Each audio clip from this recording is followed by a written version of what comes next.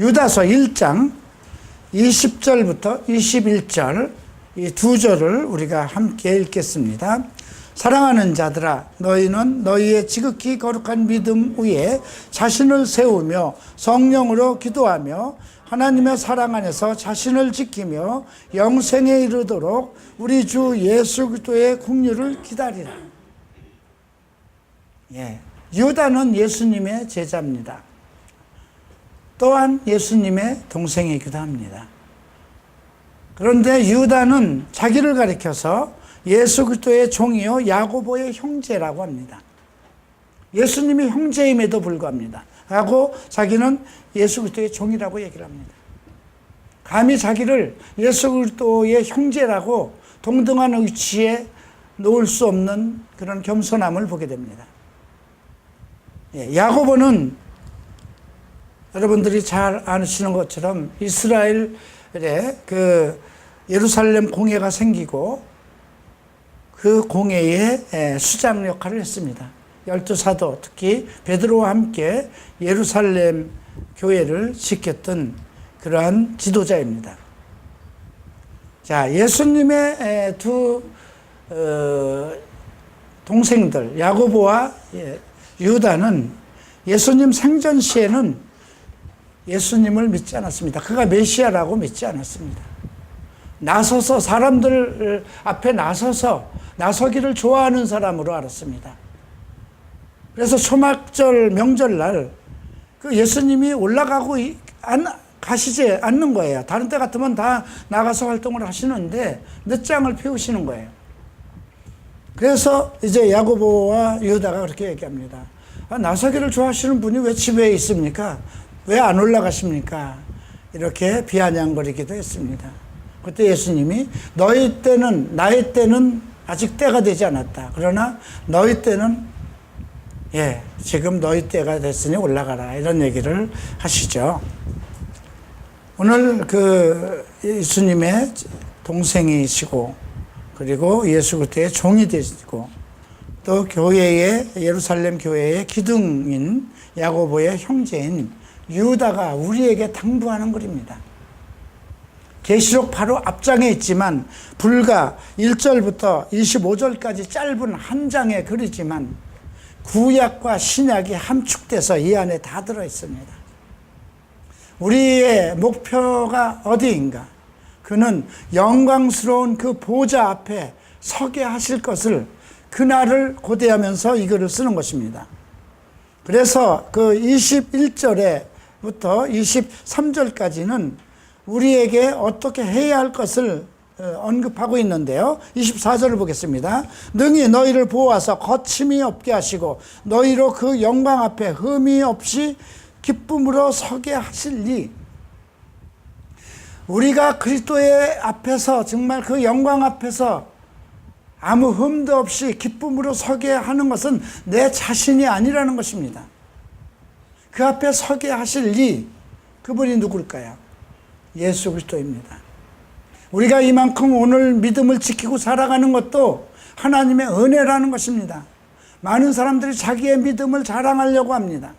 내가 얼마나 교회에 열정이 없고 내가 모태신앙이었고 내가 나름대로 헌금도 많이 했고 그런 어떤 행위의 믿음을 많이 자랑하려고 합니다.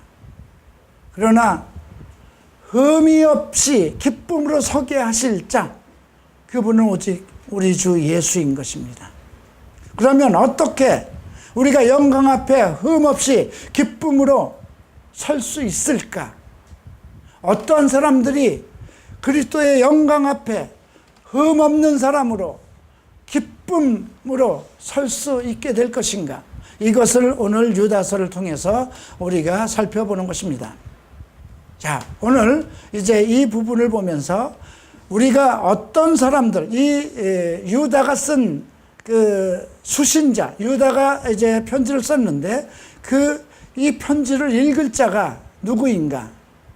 그 부분부터 살펴보겠습니다. 1절을 보겠습니다. 예수 그리스도의 종 야고보의 형제인 유다는 부르심을 받은 자, 곧 하나님 아버지 안에서 사랑을 얻고 예수 그리스도를 위하여 지으심을 받은 자들에게 편지한다. 세 가지 조건이 있습니다. 그렇죠? 첫 번째 부르심입니다. 우리가 하나님께서 부르심이 없으면 여기에 올 자가 하나도 없다는 것입니다. 예수를 믿는 것도 내가 선택한 것이지만 하나님의 은혜로 나를 부르셨기 때문에 내가 예수를 믿을 수 있었다는 것입니다. 두 번째는 하나님 아버지 안에서 사랑을 얻은 자라는 것이죠. 예. 여러분 과연 한번 생각해 보세요. 어떤 사람들은 나는 아버지께 어떤 하나님께 받은 사랑이 아무것도 없다, 그렇게 얘기하는 사람도 있다. 나는 왜 이렇게 고난투성인가, 나는 왜 이런 문제를 평생 가지고 고민을 하고 기도를 해도 들어주지 않는가, 하나님이 과연 나를 사랑하는가. 그런데 저는 가끔 내가 문제를 가지고 있을 때 하나님 앞에 더 나아가는 내 모습을 봤어요. 내가 문제가 더 많고 견딜 수 없을 때 내가 의지할 곳이 오직 하나님밖에 없기 때문에 왜 그렇게 나갈까요? 그분이 나를 사랑하지 않는다면. 예, 내 얼굴도 아직 보지도 못하고 하나님의 그 존재를 내가 보지도 못했는데 왜 나는 나의 애통하는 문제가 있으면 그분에게 나갈 수 있을까? 왜 그럴까요? 내가 그분의 사랑하는 자가 아니라면 내가 어떻게 그분의 이름으로 나의 문제를 가지고 기도하고 하나님 도와주세요 얘기할 수 있을까요? 그죠? 세 번째는 예수 그리스도를 위하여 지키심을 받은 자라는 것입니다. 예수 그리스도를 위해서 예수 그리스도께서 이 땅에 오실 때에 우리가 그 앞에 험없게 서기 위해서 지키심을 받은 자라는 것입니다. 하나님의 지키심이 없으면 우리가 온전한 믿음으로 살아갈 수가 없다는 것입니다. 그래서 먼저 우리가 이것부터 점검해야 돼요. 나는 하나님의 부르심을 받은 자이기 때문에 예수를 믿은 것이다.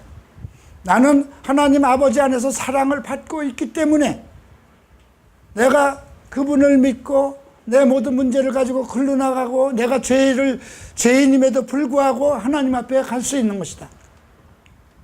그리고 나의 최종적인 목표는 예수 그리스도의 날까지 그 앞에 가서 서는 것이다. 이러한 각오를 가져야 될 것입니다. 그들에게 긍휼과 평강과 사랑이 너희에게 많을지어다. 그죠? 긍휼과 평강과 사랑이라고 했습니다.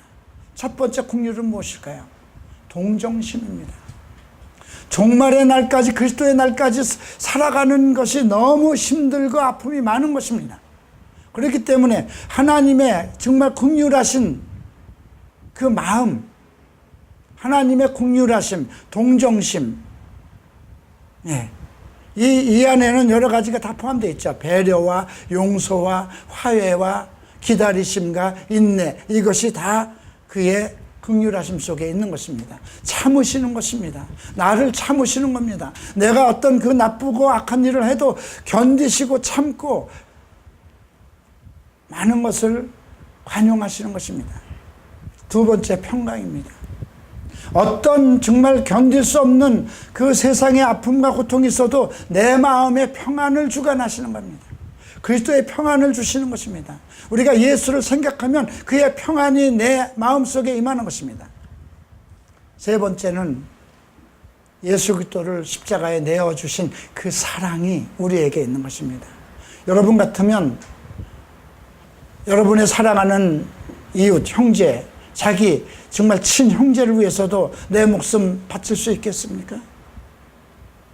저는 우리 집안에 하나밖에 없는 우리 조카 아들을 위해서 내가 내 목숨을 내어줄 수 있을까 생각했는데 자신 없습니다.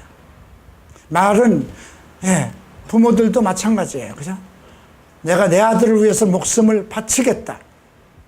그건 말인 거예요. 막상 다치면 자기 목숨을 못 내어주는 거예요. 그런데 우리가 아직 죄인 되었을 때, 죄인으로 살아갈 때에 하나님은 그 아들 예수 그리스도를 나의 죄를 위해서 십자가 위에 내어주셨다는 것입니다. 그것이 하나님의 사랑입니다. 그래서 하나님의 부름을 받고 하나님 안에 사랑을 받고 또 예수 그리스도를 위해서 지킴을 받은 자들에게는 긍휼과 평안과 사랑이 더욱 많기를 기원한 것입니다. 자, 3절을 볼까요? 사랑하는 자들아, 우리가 일반적으로 받은 구원에 관하여 내가 너희에게 편지하려는 생각이 간절하던 차에 성도에게 단번에 주신 믿음의 도를 위하여 힘써 싸우라는 편지로 너희를 권하여야 할 필요가 느꼈느니. 지금 이것은 유다가, 예수님의 동생 유다가 이 편지를 쓰지 않으면 안 될 그 상황을 얘기한 겁니다. 편지를 쓰는 목적을 얘기한 것입니다. 예. 첫 번째는 무엇일까요? 믿음의 도를, 단번에 주신 믿음의 도를 위해서 힘써 싸우라는 것입니다. 우리가 단번에 주신 믿음의 도라는 건 무엇일까요? 내가 예수를 믿기로 작정했을 때 믿음을 주셨다는 것입니다. 제가 예수를 믿기로 작정을 했을 때, 예수의 이름을 듣는 순간 내가 예수를 믿기로 작정했을 때 나는 하나님이 내 아버지인 것을 믿는 마음을 주셨고, 하나님이 나를 지키실 것이라는 믿음을 갖게 되었고, 하나님은 내 아버지이심을 믿게 되었고, 예수님은 나의 구세주인 것을 믿게 되었고, 성령은 나를 도우시는 하나님의 영이라는 것을 믿게 되었다는 것입니다. 그리고 교회는 하나님의 집이라는 것을 믿게 되었고, 목사는 하나님이 세우신 주의 종이라는 것을 믿게 되었고, 성도는 우리와 함께 하나님 나라에 들어갈 성도라는 것을 믿게 되었다는 것입니다. 그냥 단번에 주신 것입니다. 내가 조사해보고 믿은 것이 아니라는 것입니다. 내가 정말 여러 가지 세상 속에서는 예수를 믿지 않고 내 힘대로 살아갔지만 어느 순간에 내가 예수를 믿을 때에는 그러한 단번에 하나님께서 내게 그러한 믿음을 주셨다는 것입니다. 내가 예수를 나의 주로 믿기로 작정을 했을 때 그의 영이 나에게 들어와서 성령이 나로 하여금 내가 아버지의 아들인 것을 증거하고, 내가 하나님의 자녀요, 또 예수 그리스도의 또 귀한 형제요, 이런 모든 것을 스스로 깨달을 수 있도록 우리에게 하셨다는 것입니다. 그런데 왜 이런 편지를 쓸까요? 자꾸 믿음의 확신이 없어지는 거예요. 자꾸 내가 천당 갈 수 있을까? 뭐 꼭 이렇게 믿어야 되는 것인가? 이렇게 교회에 열심히 해야 되는가? 내가 꼭 성경 공부를 해야 되는 것인가? 내가 11조를 꼭 드려야 되는 것인가? 자꾸 의심이 생긴단 말이죠. 왜 의심이 생길까요? 그렇게 열정적으로 오직 하나님하고 매달리면서 예수를 믿던 사람이 이제 조금 등이 따뜻해지고 하니까 점점 꼭 교회 가는가? 가야 되는가? 이런 의심을 갖게 되죠. 그 이유가 어디에서 있을까요? 4절에서 언급합니다. 가만히 들어온 몇 사람이 있습니다. 교회 안에 회방꾼들, 우리의 믿음을 깨트는 잘못된 존재들이 있다는 걸 얘기합니다. 그들은 옛적부터 이 판결을 받기로 미리 기록된 자니 경건하지 아니하며 하여 우리의 하나님의 은혜를 도리어 방탕한 것으로 바꾸고 예수 홀로 하나이신 주제 곧 우리 주 예수 그리스도를 부인하는 자, 예수 그리스도께서 육체로 오신 것을 부인하고 예수 그리스도께서 이 땅에 오실 것도 부인하고 하나님을 믿으면서도 하나의 자기들의 크리스찬의 어떤 모임을 방탕거리로 생각한다는 것입니다. 놀고 먹고 마시고 그런 것에 빠지면서 하나의 이 교회라는 것이 그러한 그 유의단체,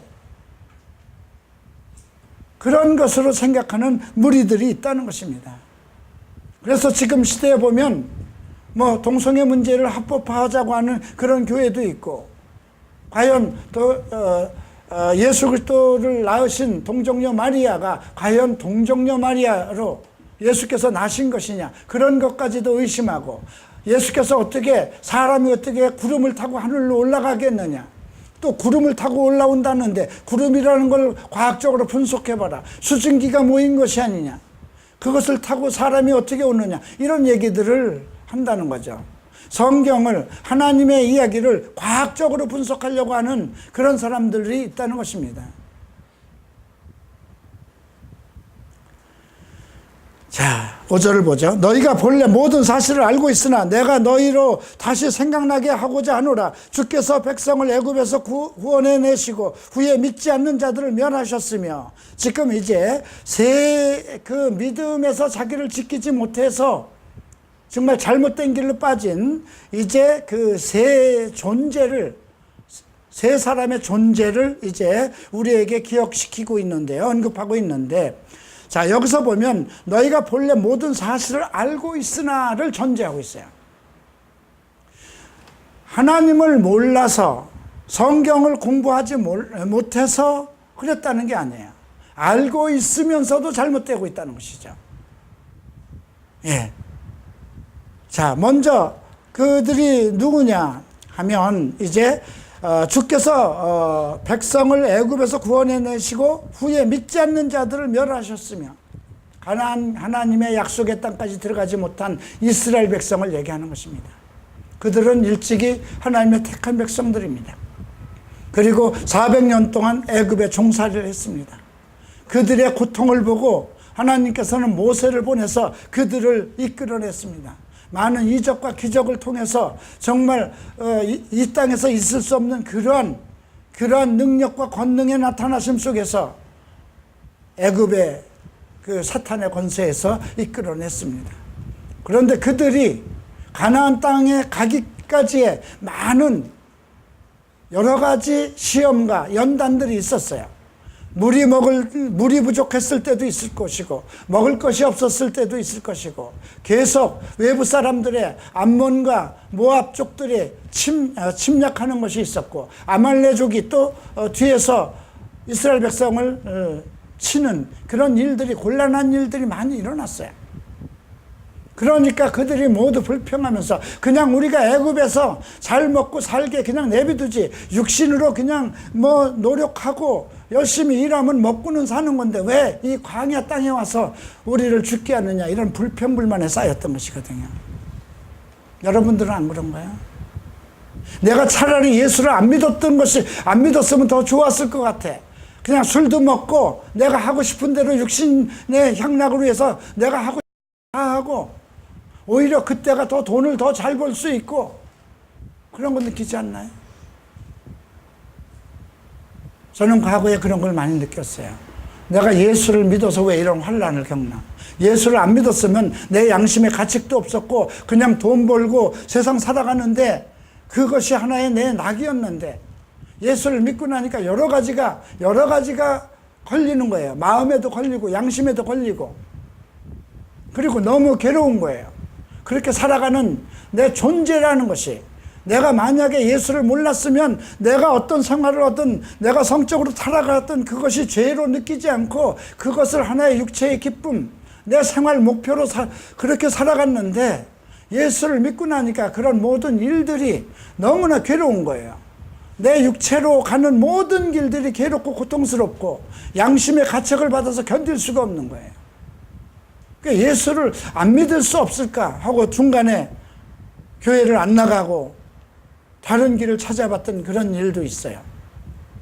그러니까 지금 이스라엘 백성들 끝까지 자기 믿음을 지키지 못했던 것, 하나님의 약속의 말씀을 따르지 않고 어떤 환난과 연단이 올 때 더욱 감사함으로, 더욱 열정적으로 하나님 앞에 나아가지 못한 이스라엘 백성들을 멸하셨다고 그랬습니다. 광야에서 다 죽었습니다. 그리고 광야에서 태어난 사람들, 애굽에 종살이하지 못했던 광야에서 태어난 사람만 여호수아를 통해서 가나안 땅에 들어가게 했습니다. 이것은 무엇일까요? 광야에서 태어난 사람들은 애굽의 그 종살이의 어떤 그걸 몰라요. 근데 우리가 자꾸 과거의 유혹에 빠지는 게 무엇일까요? 과거의 그 육체의 유혹과 그런 것의 즐거움이 내 몸속에, 내 머릿속에 그 남아있어요. 잔존돼 있어요. 그 기억들이. 이 기억을 다 지워야 되거든요. 모든 누룩을 다 없애야 되는데 그 누룩이 한 구석에 남아있는 거예요. 이것만큼은 버리고 싶지 않은 기억들이 있는 거예요. 그래서 그 기억들이, 그 누룩이 또다시 피어올라서 또다시 넘어지게 되고, 그걸 얘기하는 겁니다. 지금 우리가 고린도전서 10장을 보면 지금 그 바울은 그때를 기억하라고 얘기합니다. 광야에서 같이 반석에서 나는 물을 먹고 자라왔던 그 사람들을 얘기하면서 너희들은 그들과 같이 우상 앞에서 뛰어놀지 말라 경고하고 있습니다. 그것은 우리를 위한, 그 시대에 있었던 것은 오늘날 우리를 위해서 경고하는 말씀이라는 것이죠. 그래서 오늘 이 말씀을 나는 이들과 다른가, 나는 그들과 이스라엘 백성보다 나은가 생각해 봐야 돼요. 히브리 4장에는 그런 말씀이 있습니다. 그들의 믿음이 말씀과 화합하지 못했기 때문에 그들이 모두 불순종에 이르렀다고 합니다. 여러분들은 어떨까요? 여러분들이 가지고 있는 정말 순간적으로 단번에 얻은 그 믿음이 말씀과 화합을 해야 되는 거예요. 말씀에 의해서 증거가 돼야 되는데 말씀은 없고 단번에 얻은 믿음만 가지고 있기 때문에 그 믿음의 의지로는 이 세상을 이길 수 없다는 것입니다. 자, 두 번째 존재가 어떤 존재인가 보십시다. 6절을 보시겠습니다. 자기 주의를 지키지 아니하고 자기 초소를 떠난 천사들을 큰 날에 심판까지 영원한 결박으로 흑암에 가두셨으며. 자, 이건 누구를 얘기할까요? 창세기 6장을 얘기하는 것입니다. 창세기 6장을 보면 하나님의 아들들이 이 땅의 여인들의 아름다움을 보고 자기가 원하는 대로 아내를 삼았습니다. 그 후에 네프림과 같은 존재들이 생겨났고요. 그리고 사람들이 패역해서 어쩔 수 없이 하나님이 홍수라는 심판으로 모든 사람을 죽음으로 멸했습니다. 오직 그때 구원을 받은 사람들이 노아의 가족밖에 없습니다. 그들을 얘기하는 것입니다. 자기 주의를 지키지 않고 자기 초소를 떠난 것. 내가 만약에 나의 역할을 떠나고 다른 것으로 한다면 어떻게 될까요? 가끔 오늘 저는 이 성경 말씀을 준비하면서 내게 맡기신 부르심의 소망이 무엇인가를 생각해 봤어요. 나도 강해 설교자로서 유명하게 되고 싶고 전도자로서 유명한 목사가 되고 싶기도 합니다. 나도 그냥 일반 성도들과 함께 편안한 목회를 하고 싶은 생각도 있어요. 나도 대학교에 가서 신학교에 가서 강의하는 교수로 살아가고 싶고요. 나는 일반적인 상담학 교수로서 그냥 존경받으면서 그 일만도 하고 싶습니다. 근데 만약에 하나님께서 내게 이것을 맡긴 것이라면 내가 이거를 떠나면 오늘 이 말씀은 자기 지위를 지키지 아니하고 자기 초소를 떠난 천사들을 큰 날의 심판까지 영원한 결박으로 흑암에 가두셨다. 우리 여기 부사역자들이 있는데 자기 지위를 지키지 않고 떠났다면 어떻게 될까요? 하나님은 어떤 일을 맡겼다는 것입니다. 천사에게도 천사들이 목적은 무엇이냐면 구원받을 백성들을 섬기라고 보낸 건데 그 일을 하지 않고 자기의 기쁨을 채우기 위해서 자기의 향락을 채우기 위해서 했다면 어떻게 될까요? 목사가 내게 맡긴 일을 하지 않고 내 기쁨과 내 어떤 그 영광과 어떤 재물을 위해서 그 일에 빠졌다면 어떻게 될까요? 마찬가지입니다. 마지막으로 세 번째 부류입니다. 소돔과 고모라와 그 이웃 도시들도 그들과 같은 행동으로 음란하며 다른 육체를 따라가다가 영원한 불의 형벌을 받음으로 거울이 되었다. 우리가 소돔과 고모라 하면 동성애 문제가 언급되고 있죠. 그래서 음란이라는 게 전제가 되어 있고요. 다른 육체를 따라간다는 것입니다. 다른 육체가 뭘까요? 우리 다른 육체는 없습니다. 다른 육체가 있을 수 없어요. 남자와 여자를 창조하셨어요. 그죠? 우리 개역 성경에는 다른 색이라고 그랬어요. 어떤 성적인 그런 부분을 언급하는 내용이기도 합니다. 하나님께서는 남자와 여자를 창조하셨어요. 그리고 둘이 하나가 되게 하셨어요. 이거 외에는 없어요. 다른 육체는 요즘 젠더라는 말을 쓰잖아요. 나는 여자로 태어났는데 나는 여자인데 내 마음과 모든 것은 여자로 지음을 받았는데 내 몸이 남자라는 그런 육체는 없습니다. 짐승도 그런 게 없어요. 그죠? 지금 이 세 부류를 언급하고 있어요. 이 세 부류. 하나님의 은혜를 입고 하나님의 택하심을 받은 백성들이 하나님의 말씀에 불순종하고 거역했던 그런 이스라엘 민족. 두 번째는 백성들을 돌보고 하나님의 뜻을 실천해야 대한 지도자들이 자기 역할을 하지 않고 떠났을 때. 세 번째는 하나님이 정하신 진리, 하나님이 정하신 그 원리를 떠나서 배가 산으로 가려고 하는 건 잘못된 거잖아요. 그죠? 하나님께서 정하신 원리가 있는 거예요. 그 원리를 떠나서 살아가고자 하는 다른 육체를 꿈꾸는. 요즘에는 그 영화를 봐도 모두 괴기 영화를 봐도 전부 다 뭐 우주인이 되는 것이고 이상한 쪽이잖아요. 그죠? 자, 8절에 이러한 데 꿈꾸는 이 사람들도 그와 같이 육체를 더럽히며 권위를 없인 여기며 영광을 비방하는도다. 그들의 특성입니다. 먼저 육체를 더럽힌다고 그랬어요. 성적으로 타락하고 있는 것입니다. 두 번째는 권위를 없인 여기며 하나님께서 정하신 권위에 대해서 뭐 그게 별건가? 뭐 이렇게 생각하는 사람들도 많이 있고요. 영광을 비방하는, 하나님의 영광을 비방하는 것. 자, 천사장 미카엘이 모세의 시체에 대해서 마귀와 다투어 변론할 때 감히 비방하는 판결을 내리지 못하고 다만 말하되 주께서 너를 꾸짖어 원하노라 하였거늘 이 사람들은 무엇이든지 그 알지 못하는 것을 비방하는도다. 또 그들이 이성 없는 짐승 같아서 본능으로 아는 그것들로 멸망하느니라. 이거는 무엇이냐면 하나님이 여러 가지 권위를 정해서 하나님이 어떤 중요한 일들을 하는데 지금 천사와 이제 이건 정말 그 흥미로운 이야기예요. 천사장 미가엘, 우리가 다니엘서도 공부했죠. 이제 계시록에서 또 나오는데, 예, 우리를 위해서 싸우는 천사가 미가엘입니다. 근데 미가엘이 모세의 시체에 대해서 마귀와 다퉜다는 거예요. 이건 우리는 모르는 일이죠. 하늘에 있는 거, 영계의 일이죠. 그죠? 모세가 죽임을 당했어요. 그죠?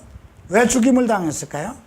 성경은 하나님의 영광을 나타내지 않았기 때문에 그냥 분노해서 하나님께서 반석을 명하여 물을 내라고 그랬는데 화가 나서 반석을 2번 내려침으로 해서 하나님의 영광을 나타내지 못해서 그를 하나님께서 옷을 벗겼어요. 그러나 그의 시체를 본 사람이 아무도 없다고 그랬죠. 그는 가나안 땅을 바라보면 보고 들어가지 못했어요. 그래서 마귀가 와서 자, 얘는 지옥으로 가야 할 자다. 왜? 하나님의 영광을 나타내지 않고 하나님의 명령을 어겼기 때문에 이제는 모세는 지옥으로 가야 돼. 내 소속이다. 이렇게 주장하는 거예요. 그에 대해서 미가엘 천사는 반박하는 말을 하지 않았다는, 비방하는 판결을 내리지 못하고 주께서 너를 책망하실 것이다. 자기가 판결권을 안 가졌다는 거예요. 모든 어떤 판결권은 하나님께서 하실 것이라는. 근데 이 말을 왜 여기다 썼을까요? 지금 앞에서 언급된 이 많은 사람들이 모든 걸 자기 생각으로 판단하려고 한다는 것이죠. 하나님의 뜻이나 모든 인간에 관한 모든 것은 하나님이 판단하시는 건데, 그죠? 요즘 여러분들 한번 크리스찬들 카톡방 지금 아마 다들 몇 개씩은 운영하고 있죠. 그죠? 어떤 얘기만 나옵니까? 전부 다 동성애 문제만 나와요. 그죠? 그리고 정치 얘기만 나옵니다. 하나님의 은혜 가운데서 서로 사랑을 나누고 용기를 주고 하는 글들이 나오는 것이 아니라 계속 뭐 동성애, 모든 죄보다, 김정은이보다 더 악한 것이 동성애 죄다. 그렇게 얘기를 해요. 근데 자기들이 동성애에 대해서 관계도 하지 못하고 알지도 못하고 동성애자들을 위해서 무엇을 해준 것도 없어요.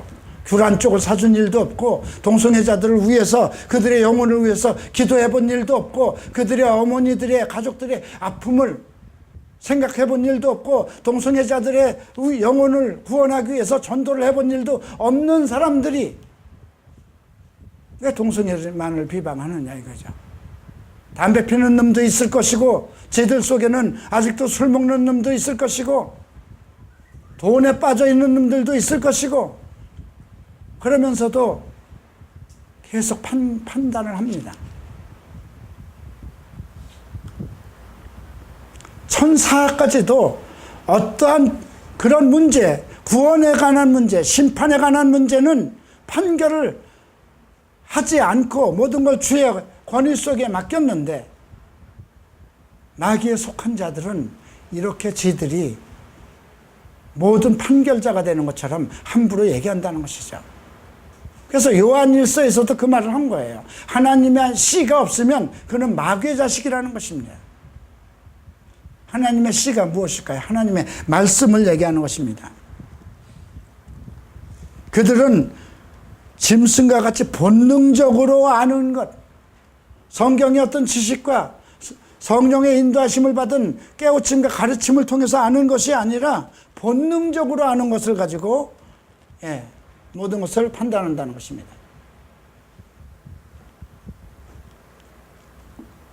11절 보시겠습니다. 자, 화 있을진저 이 사람들이여 가인의 길에 행하였으며 삭을 위하여 발람의 어그러진 길로 몰려갔으며 고라의 패역을 따라 멸망을 받았도다. 그 사람들의 부류를 셋으로 나눕니다. 가인입니다. 가인은 아담의 첫 아들로 아벨과 함께 하나님 앞에 예배드리던 자였습니다. 그런데 가인로 길로 행했다는 건 무엇입니까? 수단과 방법을 가리지 않고 하나님께만 나가면 된다는 생각을 가지고 있는 사람들. 나는 예수만 믿었으면 다 된다는 것 아니에요. 예수만 믿었으면, 예수를 믿었으면 의인이면 의인으로서의 삶을 살아야 되는 것인데, 가인은 수단과 방법을 가리지 않고 하나님 앞에 축복을 받기 위해서 예물만 많이 가져가면 된다는 생각을 가지고 있었다는 거죠. 내가 떳떳하면 왜 내 앞에서 얼굴을 들지 못하느냐, 이것이 하나님께서 가인에게 하신 말씀이에요. 두 번째는 무엇일까요? 발람의 어그러진 길로 몰려갔으며, 발람은 누굽니까? 이방 선지자예요. 선지자라도 하나님의 지혜와 하나님을 아는 그런 예언자였습니다. 하나님에 대해서 증거해야 되고 하나님의 하늘에 있는 모든 일들을 알게 하신 일들이에요. 그런데 이스라엘 백성을 위해서 기도하고 그들을 위해야 할 발람이 물질과 명예 때문에 그 이스라엘 백성을 음란한 길로 가도록 했어요. 그죠? 그들을 저주의 길로 인도했어요. 그러니까 하나님의 말씀을 바르게 전달하지 않은 선지자예요. 그죠? 이방인 선지자라면 우리 지금 이스라엘 백성을 빼놓고는 전부 다, 우리 지도자들은 전부 다 이방인 목사들이에요. 그죠? 그럼에도 불구하고 하나님에게 온전한 진리의 말씀을 가르치지 못하고 그 백성들이 잘못된 길로 빠지게 하는 것, 그게 발람의 죄입니다. 그 다음에 고라의 패력은 무엇이? 고라는 레위족입니다. 그런데 왜 모세와 즉 아론의 지파만 제사장이 돼서 그냥 입만 벌려서 먹고 편안하게 먹고 살게 하고, 우리는 밤낮 이사할 때마다 짐 옮기고 모이고, 우리도 똑같은 제사장이 되지 못하고 우리가 같은 하나님의 기업을 받던 레위 지파인데 왜 니들만 그렇게 영광의 자리를 가지고 우리는 밤낮 뒤에서 일만 해야 되느냐, 이렇게 불평을 한 거거든요. 그러니까 이 고라는 교계 안에서의 권위를 문란하게 하는 겁니다. 한국교회 보세요. 전임 목사와 후임자가 계속 파벌로 싸우고 있고, 그죠? 계속 이런 문제가 일어나요. 그러니까 아직 이것이 지금 우리의 모습이 아닌가 생각해 봐야 돼요. 그죠? 네. 나는 이 속에 가인과 같이 수단과 방법을 가리지 않고 그냥 예수만 믿으면 된다고 생각하는 그런 존재가 아닌가 생각해 봐야 돼요. 나는 목사로서 부름을 받았는데 성도들에게 합당치 못한 것을 가르치고 있는 것이 아닌가, 이것도 생각해 봐야 돼요. 세 번째는 나의 역할에 대한 문제예요. 내가 맡은 일에 대해서 불평불만을 하지 않는가. 자, 이들이 문제점은, 가장 큰 문제점은 무엇일까요? 우리와 함께 애찬을 먹는다는 겁니다. 12절 보죠. 그들이 기탄 없이 너희와 함께 먹으니 너희의 애찬에 암초여 자기 몸만 기르는 목자여 바람에 불려간 물 없는 구름이여 죽고 또 죽어 뿌리까지 뽑힌 열매 없는 가을나무여. 이들의 형태가 바람에 불려가는 물 없는 기름. 구름이라는 건 뭐예요? 비를 내리기 위한 것이잖아요. 또 뿌리까지 뽑힌 열매 없는 가을나무. 가을나무는 반드시 열매를 맺어야 되는 거잖아요. 왜 그럴까요? 하나님은 어떤 목적과 계획을 가지고 있는데 그 열매를 맺지 못하고 자기 몸만 기르는 목자가 되었다는 거죠. 지금 교회 지도자들을 얘기하는 것입니다. 그런데 이들이 너희와 함께 애찬을 나눈다는 거, 우리가 함께 기탄 없이 먹고 생활한다는 거. 여기서 애찬이라는 거, 우리가 함께 성찬을 나누기도 하고 성도들과 함께 생활을 하는 그런 존재 속에 있다는 거죠. 자기의 수치의 거품을 뽐는 바다의 거친 물결이여 영원히 예배된 캄캄한 암흑 흑암으로 돌아갈 유리하는 별들이라. 아담의 칠대 손 에녹이 이 사람들에 대하여 예언하였으니 이르되 보라 주께서 수만의 거룩한 자와 함께 임하셨느니 이 뭇사람의 심판하사 모든 경건치 않은 자와 경건치 않게 한 모든 경건치 않은 일과 또 경건치 않은 죄인들의 줄을 거스려 한 모든 완악한 말로 말미암아 그들을 정죄하려 하십니다. 이 말은 무엇이냐면 예수께서 이 땅에 거룩한 자들과 임할 때, 우리는 분명히 예수께서 거룩한 자와 임할 때 할 때 우리는 그 거룩한 자 무리 속에 우리는 들어있어야 되는 거예요. 이 땅에 있던 자들이라도 천사장의 나팔 소리와 함께 들림을 받아서 공중에 올라가서 주를 만나야 되고요. 우리가 비록 육체가 다 돼서 죽더라도 우리가 먼저 천사장의 나팔 소리와 함께 우리의 영혼이 부활의 영체가 돼서 변해서 들어가야 되는 거거든요. 그러니까 그 에녹이 예언한 것처럼 수많은 거룩한 자와 함께 임하실 때 예수께서는 수많은 여기서 감당할 수 없는 예수 그리스도를 온전히 섬기고 하나님 안에 들어있는 모든 사람, 거룩한 사람들이 예수와 함께 이 땅에 임한다는 것입니다. 이건 재림의 때를 얘기한 것입니다. 그때 심판하신다는 거죠. 뭇사람을 심판한다고 그랬어요. 첫 번째 무엇일까요? 모든 경건치 않은 자. 경건이라는 건 하나님과의 온전한 관계를 갖지 않은 자입니다. 두 번째, 경건하지 않게 한 모든 경건치 않은 일, 그들이 행했던 경건치 않은 일들. 세 번째, 주를 거스려 행한 모든 완악한 말까지도. 그래서 예수님께서도 마태복음 12장에 너희가 한 말에 대해서 세상 끝날 너희가 심판을 받을 것이라는 거죠. 우리가 행한 모든 말에 대해서. 자, 그들의 속성을 얘기합니다. 16절. 이 사람들은 원망하는 자며 불만을 토하는 자며 그 정욕대로 행하는 자라. 그 입으로 자랑하는 말을 하며 이익을 위하여 아첨하느냐. 나는 여기에 소속되어 있지 않은가 생각해 봐야죠.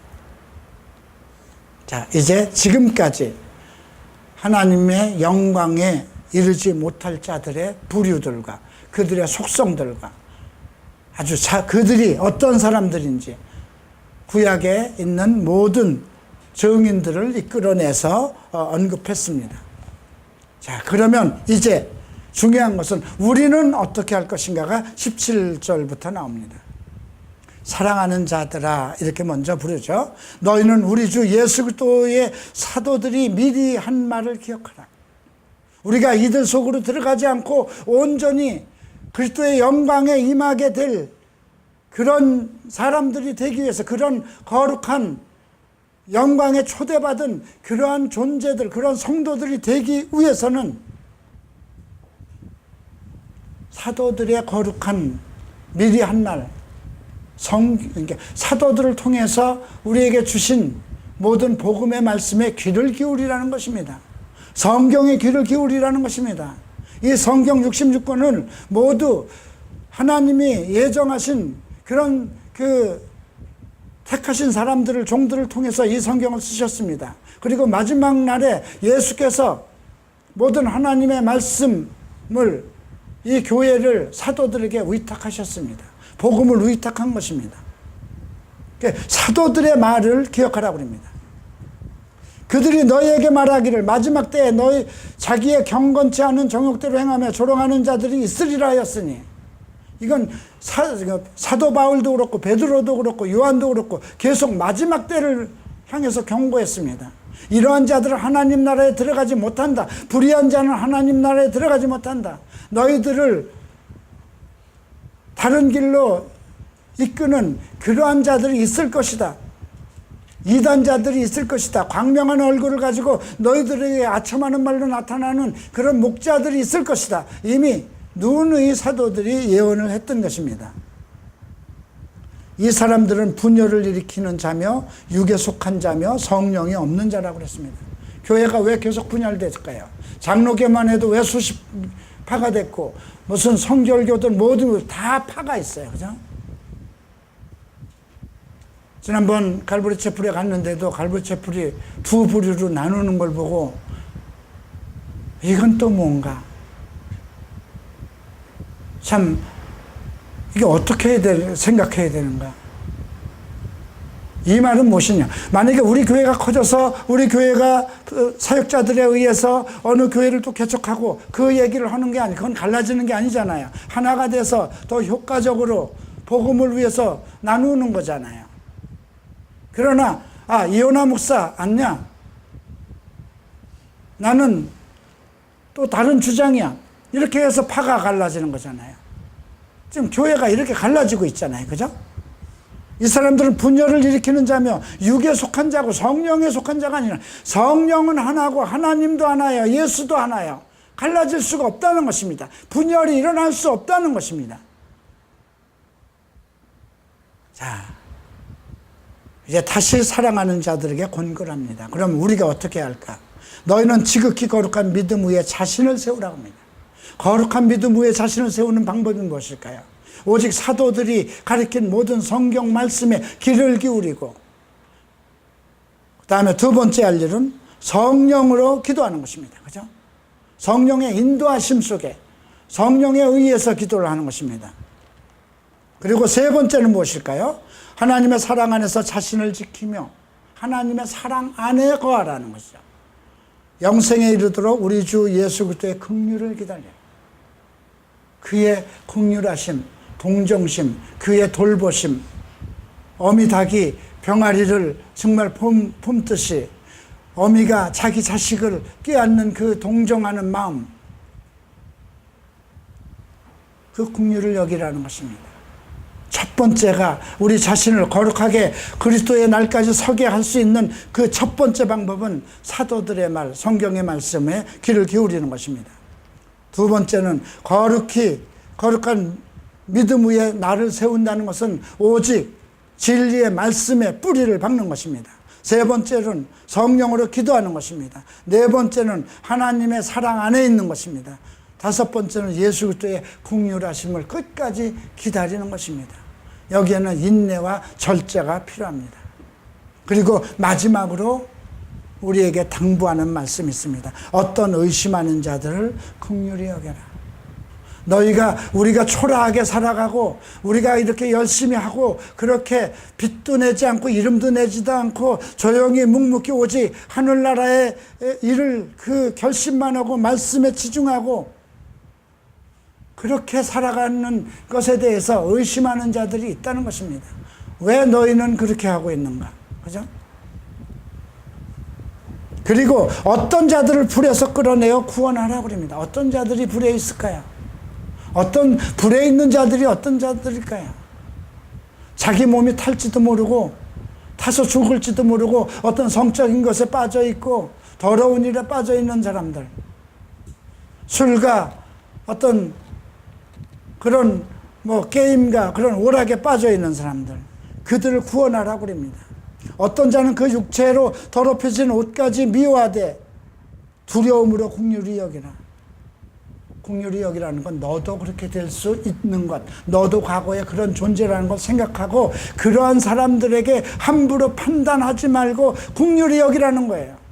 그들이 서로 정말 더러움에 빠져서 그들의 옷조차 이렇게 손에 대기 더러울 정도로 더러운 생활에 빠져 있다 하더라도 긍휼히 여기라는 것입니다. 두려움으로 긍휼히 여기라는 건 24절 봅니다. 능히 너희를 보호하사 거침이 없게 하시고 너희로 그 영광 앞에 흠이 없이 기쁨으로 서게 하실리. 곧 우리 구주 홀로 하나이신 하나님께 우리 주 예수 그리스도로 말미암아 영광과 위엄과 권력과 권세가 영원 전부터 이제와 영원토록 있을지어다. 여기서 우리가 생각하는 것은 영원 전부터 있었던 그 하나님의 영광과 위엄과 권력과 권세가 이제도 있다는 것입니다. 하나님의 권력 속에 우리가 사도들이 가르친 복음의 말씀, 진리의 말씀에 거하고 그 믿음 위에 거룩한 믿음을 지키고 성령으로 기도하고 예수 그리스도의 그 긍휼하신 은혜를 사모하고 또 우리 이웃에 정말 불에서 타 죽을지 모르고 그렇게 빠져있는 그들을 긍휼히 여기고 그들을 구원에 힘쓴다면 내 인생 가운데 내 삶 가운데 그리스도의 영광과 위엄과 권력과 권세가 영원전부터 있었던 그것이 오늘 내게도 함께 그대로 있을 것이라는 것입니다. 사랑하는 성도 여러분, 나는 과연 그리스도의 영광 앞에 흠없이 기쁨으로 설 수 있는 그런 준비가 되어 있는가? 그런 믿음이 있는가? 그런 자신과 확신이 없다면 지금부터 그렇게 하면 됩니다. 오늘 우리에게 요구하는 것처럼 지금 잘못되어 있는 많은 사람들 그들이 행하는 것처럼 가인처럼 가지 않고 발람처럼 가지 않고 고라처럼 가지 않고 남을 비방하지 않고 오직 정말 죄에 빠진 사람들에 대해서 긍휼한 마음을 가지고 그들을 대하고 그들을 배려하고 그들을 위해서 기도하고 나도 그들을 판단하지 말고 비방하지 말고 굳건한 예수 그리스도의 영광에 이르는 그날까지 사도들이 가리키는 말씀에 귀를 기울이고 거룩한 믿음 위에 자기 자신을 세우고 성령 안에서 항상 기도하는 성도들이 되시기를 주의 이름으로 축원합니다.